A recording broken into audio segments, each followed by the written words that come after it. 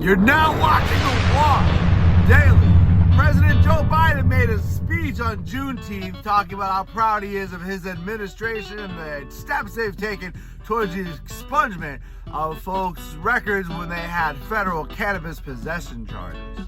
The fact that cannabis still is illegal federally is a big problem for a lot of people, including people who are looking to use cannabis for things like PTSD, as well as a food source. And now with the Farm Bill coming in 2023, it may be bad news for lots of people operating in the hemp space.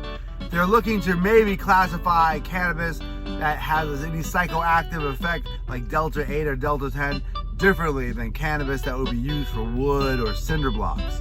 Over in Connecticut, Ned Lamont is making these changes ahead of the federal government, and they're looking to pull out any sort of psychoactive cannabis from stores that aren't licensed dispensaries, and making the people who are now involved in legal hemp have to jump through a lot of hoops and potentially lose their business. Also in news, a recent study out of Columbia University showed there is not causation between moms who use cannabis in the womb and the babies having sort of cognitive disabilities, like maybe even autism. And there was a sort of a skepticism whether cannabis was safe for pregnant moms to use. It doesn't seem to be harming the babies, as the study showed the kinds of problems people have who use cannabis are the same kind of problems people are seeing who don't use cannabis as related to their pregnancies.